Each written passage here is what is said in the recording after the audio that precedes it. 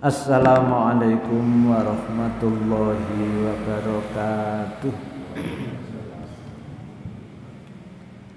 Alhamdulillah alladzi arsala rasulahu bil huda wa dinil haqq liyudhhirahu 'alad dini kullih wa kafa billahi syahida.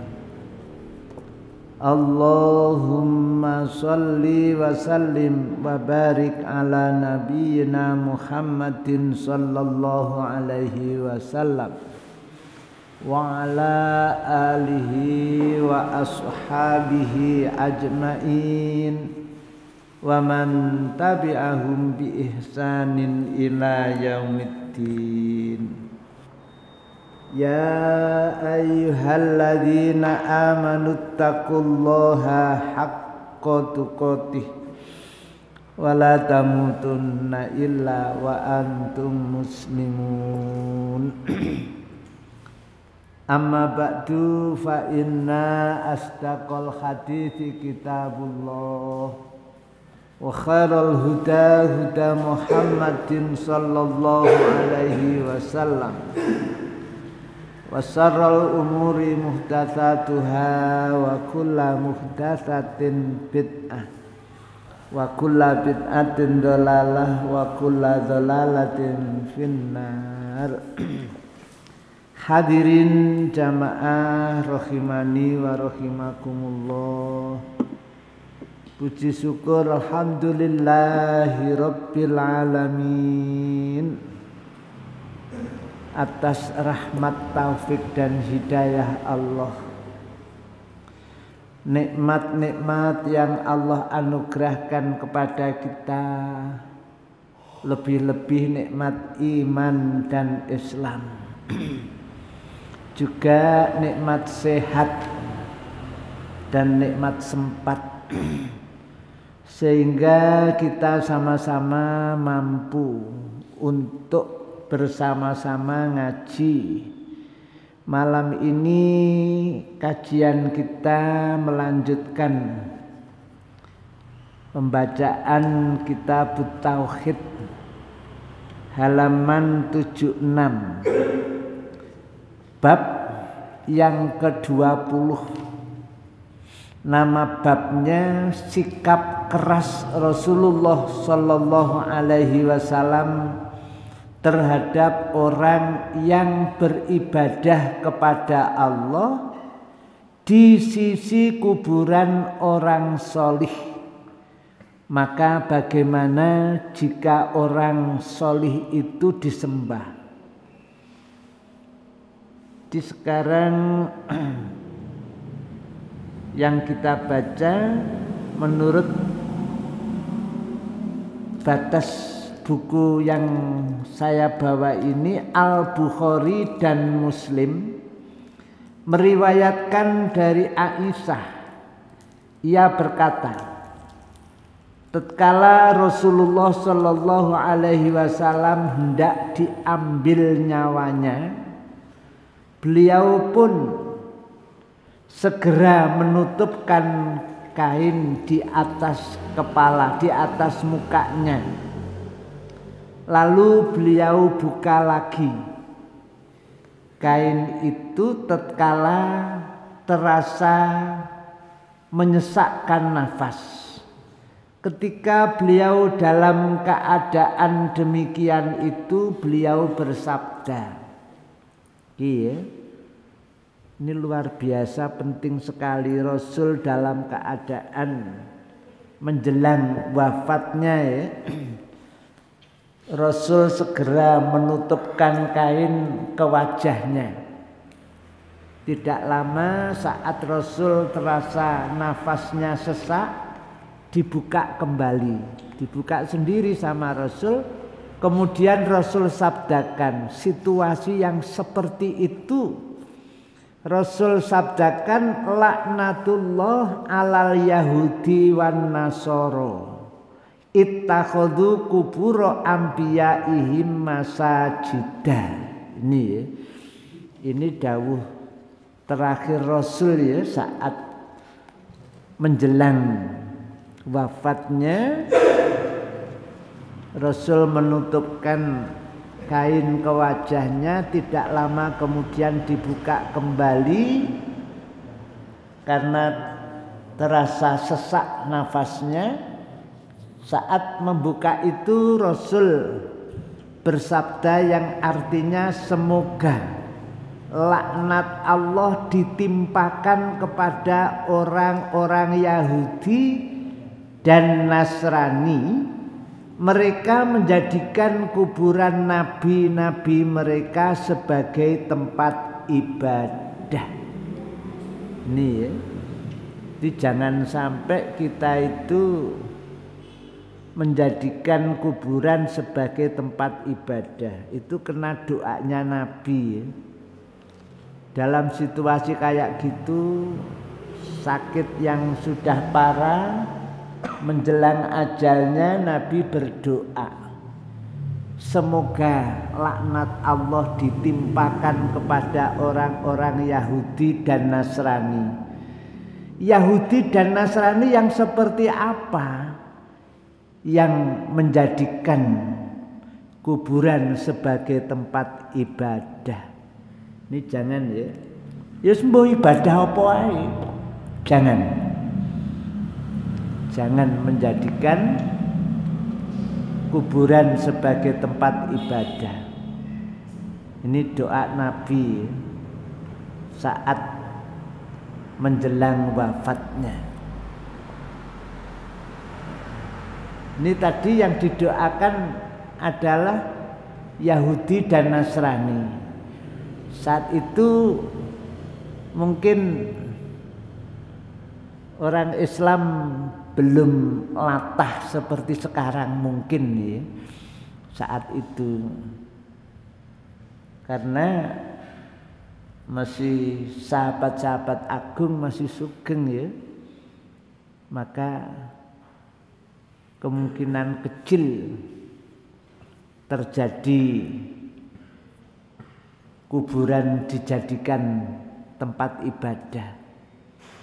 Sekarang ini banyak ya. Jadi yang saya tahu, saat saya perjalanan ke Nduduk Sampean, kemudian liwat Gedek, di situ ketemu kuburan panjang. Di dalam kuburan itu dibangun masjid. Tuh kalau kita melihat hadis ini tadi jelas tidak diperbolehkan. Sampai yang diucapkan Rasul, yang disabdakan Rasul adalah doa semoga Allah melaknat mereka. Sampai seperti itu ya. Dan saat itu yang melakukan lebih dulu adalah orang-orang Yahudi dan orang-orang Nasrani yang suka menjadikan kuburan orang solih dijadikan tempat ibadah. Itu kelakuane, kebiasaannya orang-orang Yahudi dan orang-orang Nasrani. Kemudian kalau kita dari pasar Baru Pare, dulu pasar sayur ya, sebelum ada pasar sayur khusus dulu masih gabung dengan pasar Baru Pare itu mau masuk desa Tulungrejo itu ada dukuh namanya Plongko. Terus di Plongko itu ada kuburan padat kuburannya. Saya lama nggak lewat jalur itu. Pada satu saat ada keperluan harus lewat itu. Ternyata sekarang juga ada masjidnya di tengah-tengah kuburan itu. Aku yo gak harus yang bangun sopo, gak roh. Wonosalam aman ya, nggak ada. Tapi jenengan kalau ingin ngecek seperti itu ternyata ada. Padahal 150 tahun 1500 tahun yang lalu Nabi sudah bersabda seperti ini, laknatullahi alal yahudi wan nasoro ittakhadhu kuburo anbiyaihim masajida. Laknatullahi utawi laknate Allah alal yahudi, muga-muga Allah nglaknat ring wong-wong Yahudi wan Nasara lan wong-wong Nasrani. Yahudi dan Nasrani yang bagaimana yang Rasul doakan agar Allah melaknatnya, ittakhadhu kang padha ndadekke sapa ya wong-wong Yahudi lan wong-wong Nasrani kubura ambiyaihim ing kuburaning para nabining wong-wong Yahudi lan wong-wong Nasrani masajidan ing tempat sujud. Terus pundi? Monggo dibaca. Setelah terjemahnya tadi sudah tak baca. Beliau memperingatkan agar perbuatan mereka dijauhi. Iya. Dan seandainya bukan karena hal itu, niscaya kuburan beliau akan ditampakkan, dikuburkan di tempat terbuka.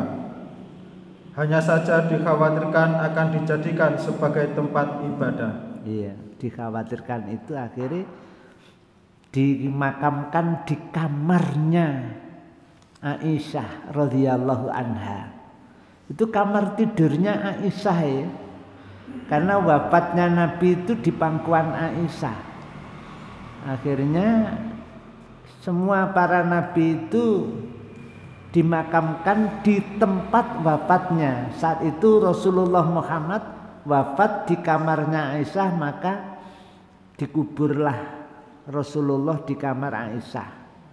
Jadi tidak dikubur nanggone kuburan umum, enggak. Di kuburan terbuka enggak. Dikhawatirkan kalau sampai orang Islam itu latah seperti orang-orang Yahudi dan Nasrani yang menjadikan kuburan para nabinya sebagai tempat ibadah. Lanjut. Muslim meriwayatkan dari Jundab bin Abdullah. Dia berkata, aku mendengar Nabi SAW 5 hari sebelum wafat beliau bersabda, sesungguhnya aku berlepas diri dan mengadu kepada Allah bahwa aku mempunyai seorang khalil, kekasih mulia dari antara kalian. Karena sesungguhnya Allah telah menjadikanku sebagai khalil sebagaimana telah menjadikan Ibrahim sebagai khalil. Seandainya aku menjadikan seorang khalil dari antara umatku, niscaya aku akan menjadikan Abu Bakar sebagai khalil. Dan ketahuilah bahwa sesungguhnya umat-umat sebelum kalian telah menjadikan kuburan nabi-nabi mereka sebagai tempat ibadah. Ingatlah, janganlah kalian menjadikan kuburan sebagai tempat ibadah, karena sesungguhnya aku melarang kalian dari perbuatan itu. Ya, ini kurang 5 hari Rasul wafat. Rasul sabdakan, ini temen seduning ingsun iku abra'u lebaran ingsun, maksudnya berlepas diri ingsun ilallahi sekaligus aku mengadu kepada Allah. An akuna yento ayyakuna yento ono li keduwening ingsun mingkum ing antaraning nira kabeh apa khalilun kekasih aku. Fa innallaha mongko temen sedeneng Allah iku qadit takhodani temen-temen dadekke sapa Allah ing ingsun khalilan ing kekasih. Kamat takhoda lir kadya oleh ndadekke Allah Ibrahima ing Nabi Ibrahim khalilan ing kekasih agung. Walau kuntu lan lamun to utawi ingsun iku mutakhidan ndadekke min ummati saking umat ingsun khalilan ing kekasih agung, latakhottu yekti ndadekke ingsun Aba Bakrin ing Abu Bakar khalilan ing kekasih agung. Jadi ya, setelah dawuh panjang kayak gitu, terus Nabi memberikan peringatan dengan kalimat ala iling-iling. Wa innaman lan temen sedoning wong kana kang ana sapa man qablakum ing dalem sadurung nira kabeh iku kanu ana sapa ya wong kang sadurung nira kabeh iku yattakhiduna kang padha ndadekake sapa ya kaum sadurung nira kabeh kubura ambiyaihim ing kuburaning para nabining wong-wong sadurung nira kabeh masajida ing tempat-tempat ibadah. Ala ingatlah, ala iling-iling fala tatakhidu mongko aja ndadekke nira kabeh al kubura ing kuburan masajida ing tempat-tempat ibadah. Fa ini mongko temen seduning ingsun iku anhakum nglarang sapa ingsun ing nira kabeh andalika saking mengkono-mengkono ndadekke kuburan sebagai tempat ibadah. Tegas dan jelas seperti itu ya. Gimana? Maka pancen bahaya ya, ketoke kaya gak masalah. Bolak-balik nang kuburan terus akhir-akhir ibadah di situ. Ini bahaya ini ya. Ibadahnya Yahudi itu kan ya bahaya. Akhirnya Nabi sampai mendoakan semoga Allah melaknatnya. Nasrani itu didongake dilaknat. Apa masalahnya? Karena mereka menjadikan kuburan para nabinya dijadikan tempat-tempat ibadah. Gimana?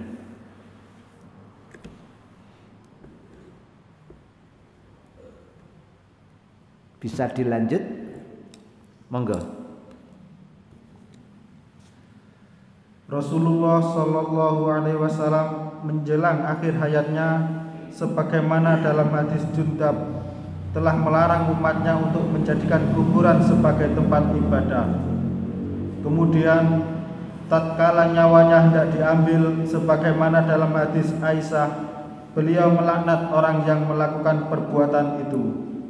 Salat di sekitar kuburan termasuk pula dalam pengertian menjadikan kuburan sebagai tempat ibadah. Dan inilah makna dari kata-kata Aisyah. Dikhawatirkan akan dijadikan sebagai tempat ibadah. Karena para sahabat belum pernah membangun masjid atau tempat ibadah di sekitar kuburan beliau. Padahal setiap tempat yang dimaksudkan untuk melakukan sholat di sana itu berarti sudah dijadikan sebagai masjid. Bahkan setiap tempat yang dipergunakan untuk sholat disebut masjid, sebagaimana yang telah disabdakan oleh Rasulullah Shallallahu Alaihi Wasallam. Jadi walaupun gak gawe pandasi, terus gak dipasang slope, ya, gak dipasang betoneser, tapi langsung jeber sajadah atau jeber sarung atau jeber sorban terus sholat nekono, itu namanya menjadikan kuburan sebagai tempat ibadah. Seperti yang disabdakan Rasul, ju'ilat liyal ardu masjidan wa tahurun, itu ya. Karena dalil itu maka nang kuburan nggawa sajadah terus sholat. Ya sadurunge maca-maca mbuh apa sing diwaca, salat dhisik. Ya. Ya kayak gitu ya. Itu ternyata larangan keras itu ya. larangan keras. Sampai Nabi mendoakan agar Allah melaknatnya. Monggo terjemahnya. Telah dijadikan bumi ini untukku sebagai masjid dan alat untuk bersuci. Kayak gitu ya. Karena dalil itu maka tekon nang kuburan nggo sajadah terus dibeber kemudian sholat. Itu namanya sudah menjadikan kuburan sebagai tempat ibadah. Ya ini dalilnya. Ju'ilat liyal ardu masjidan wa tahurun. Telah dijadikan untukku bumi ini sebagai masjid dan alat untuk bersuci. Maksudnya tayamum ya. Sama pakaian perempuan kan harus menutup mata kaki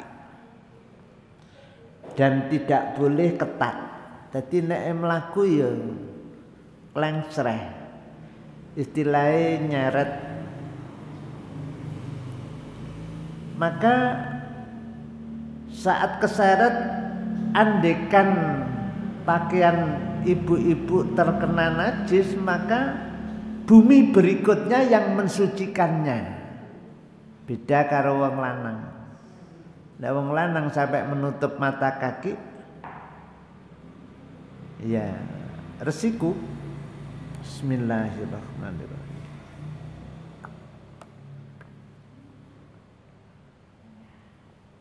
Ya.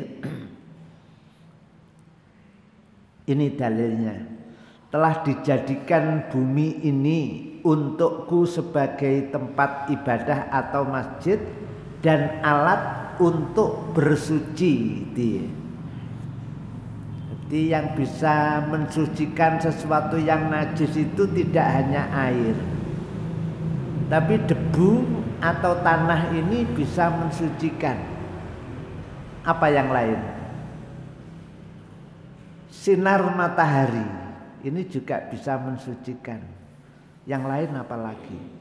Angin, hembusan angin ini pun juga bisa mensucikan. Tapi yang disebutkan di sini di hadis ini hanya bumi, hanya tanah. Jadi Rasul sabdakan telah dijadikan untukku bumi itu untuk tempat ibadah. Ya, bumi manapun itu bisa untuk digunakan untuk ibadah dan alat untuk bersuci, untuk tayamum itu ya. Kecuali WC itu enggak boleh. Sholat menggone kamar mandi itu enggak boleh. Sholat yang ada rukuk dan ada sujudnya di kuburan juga tidak boleh. Karena termasuk menjadikan kuburan sebagai masjid. Lanjut. Dan Imam Ahmad meriwayatkan hadis marfu dengan sanad jayyid dari Ibnu Mas'ud radhiyallahu anhu. Kayak gitu ya. Jadi Imam Ahmad ini salah satu guru hadisnya Imam Asy-Syafi'i. Imam Ahmad meriwayatkan hadis yang statusnya marfu dan sanadnya jayyid. Jayyid itu bagus. Sanadnya bagus. Dari siapa? Dari Ibnu Mas'ud. Bunyi hadisnya gimana? Inna min syirarin nasi man tudrikuhumus sa'atu wa hum ahya'un walladzina yattakhiduna kubura masajida. Jadi Rasul sabdakan sungguh seburuk-buruk manusia itu adalah manusia yang saat terjadi hari kiamat dia masih hidup. Iku wong sak elek-eleke menungso. Dadi Orang yang baik-baik sudah enggak ada. Orang mukmin sudah wafat, semuanya sudah enggak ada. Orang muslim sudah enggak ada. Dan azan sudah tidak terdengar dikumandangkan. Kok ono wong sampai menangi dina kiamat yaiku sak elek-eleke wong. Satu. Yang kedua, walladzina lan wong-wong akeh yattakhiduna kang padha ndadekake sapa ya wong-wong akeh al-kubura ing kuburan masajida ing tempat ibadah. Nomor loro, saelek-eleke wong yaiku wong sing ndadekke kuburan sebagai tempat ibadah.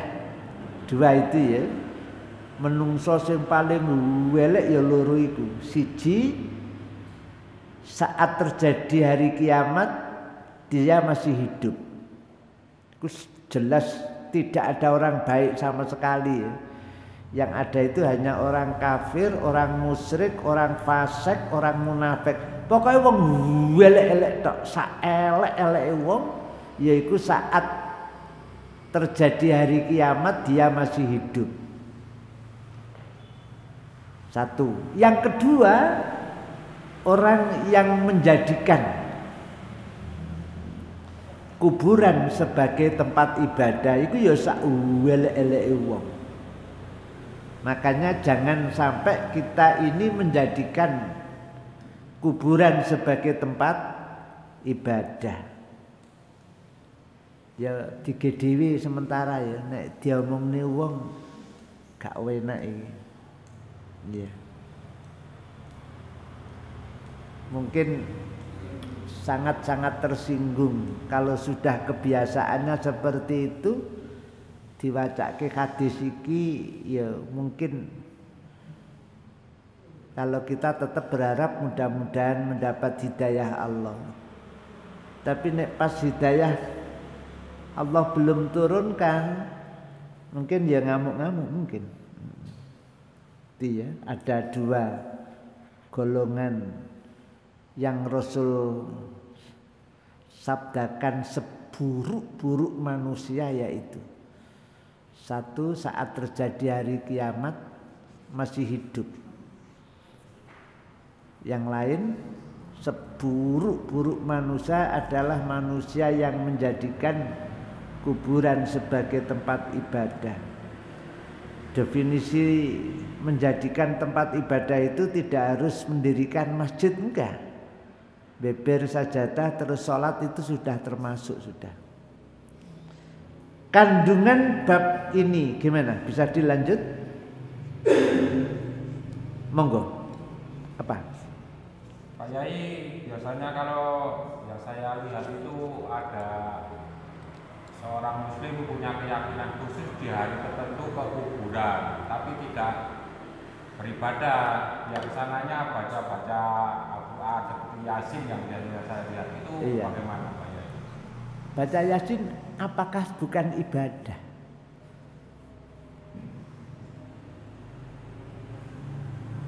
Lah aku tadi ngomong gak enak dia ngomong wong gawe dhewe ae. Dene ana kesempatan iso pas duwe dhuwit dijak nang ngene masakan Padang terus ngobrol. Aku mah bengi lo ngaji. Hadise muni ngene kok ternyata. Tidak boleh menjadikan kuburan sebagai tempat ibadah. Mbok nek pas ngomong ngono terus mutah wonge garuh aku.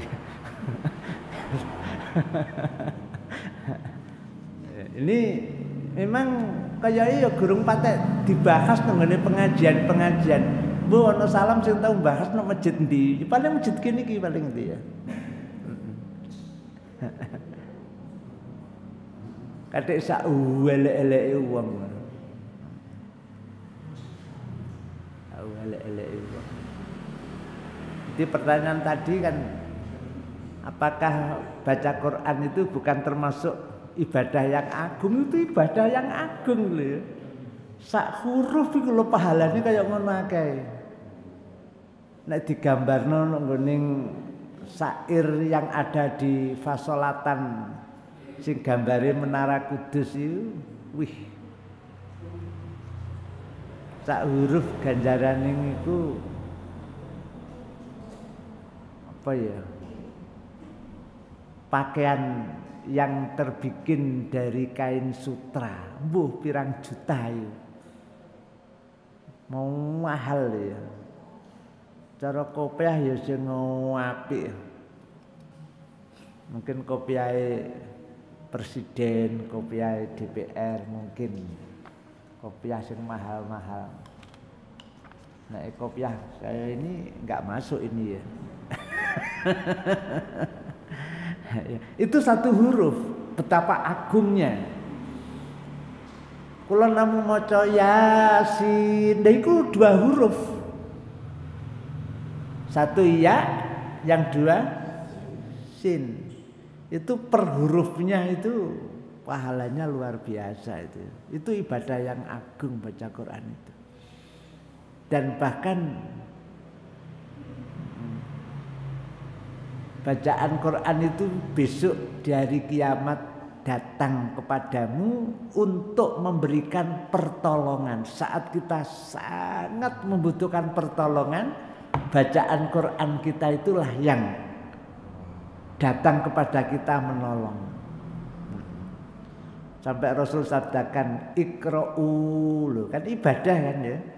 Rasul sebutkan dengan Segot Amar, ikra'u padha maca nira kabeh Al-Qur'ana ing Qur'an, fa innahu mongko temen seduning macan Qur'an sing sira waca rikala sira sik urip nunggone donya iki iku yaji'u bakal teka baya wacan Qur'an safi'an dalam rangka memberikan pertolongan ila ahlihi ring wong kang maca Al-Qur'an. Pamane sak surat Yasin akeh pahalane sak pirang-pirang.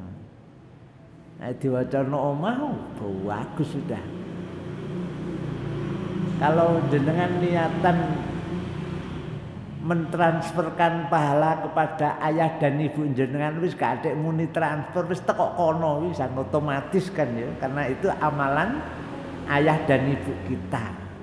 Enak tok kok iso. Tapi mocone kadang-kadang rasa-rasen. Ya alasannya kadang-kadang ngantun. Begoe jekan nek sing didelok iku sak liyane Quran motone mecuicil tapi nek didelok iku Quran alah lemes. Ya itu memang pahalane besar, pahalane agung. Ya. Gimana? Itu sak huruf. Iya. Itu kalau kaitannya dilarang ibadah di kuburan. Terus bahwa hati jangan kamu berdiri di atas kuburnya menyalakan. Terus sekarang ini kan banyak teman-teman datang menyolati mayit di kuburan, ya. Kalian ini bawa Ya. Yang tidak boleh berdiri untuk mendoakan. Ayatnya kan begitu. Janganlah kamu berdiri di atas kuburnya. Dalam rangka apa? Dalam rangka mendoakan orang kafir. Mulane mumpung jek urip ndang didongakno terus muga-muga sing kafir-kafir iku ndang oleh hidayah. Sak wayah-wayah mati mengucapkan la ilaha illallah kula jenengan saged berdiri mendoakan. Ya. Saat proses pemakamannya itu loh. Proses pemakamannya kula jenengan niku masuk kemudian berdiri mendoakan. Itu kan tidak boleh kalau sing didongakno iku mang bukan mukmin, bukan muslim, enggak boleh. Tapi kalau yang dimakamkan ini mukmin muslim, orang tua kita, wajib hukumnya kita mendoakan. Sing gak enak iku orang tua kita tapi belum mukmin, belum muslim. Ndongakno tok lho gak oleh. Maksudnya ndongakno diampuni dosanya, nggak boleh. Dilimpahkan rahmatnya, nggak boleh. Yang boleh didoakan mudah-mudahan Allah mengampuninya itu kan orang yang mukmin, yang muslim. Itu jenengan kalau ingin ngecek di surah At-Taubah ada, di surah Ibrahim saat ndongakno wong tuane kan ditegur sama Allah kan. Enggak boleh. Itu ada beberapa tempat. Cuman ini tadi yang dibahas itu menjadikan kuburan sebagai tempat ibadah. Tidak usah nunggu gawe pandasi, enggak usah. Enggak usah nunggu masang slup, enggak usah. Gitu.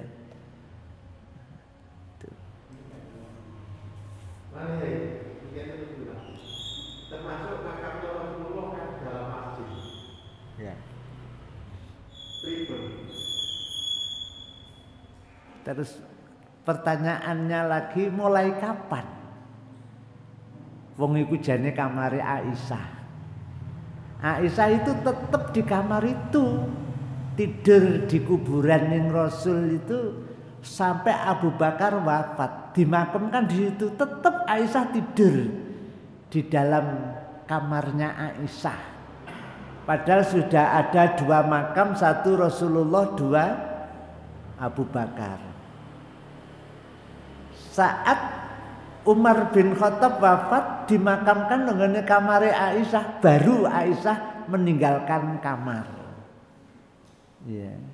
Iku urusannya wong sing ndadekno masjid iki sapa iku? Hadisnya jelas kayak gini. Dan ceritanya itu jelas, namanya Nabi kan tidak bisa dimakamkan selain tempat wafatnya. Nah, tempat wafatnya no kamar Aisyah dimakamkan di situ. Iya.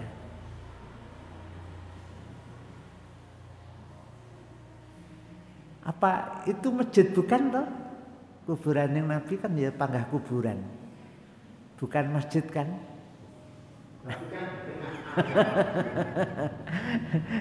Ya iku sing dadekke sapa iku mbiyen. Mosok garuh hadis iki.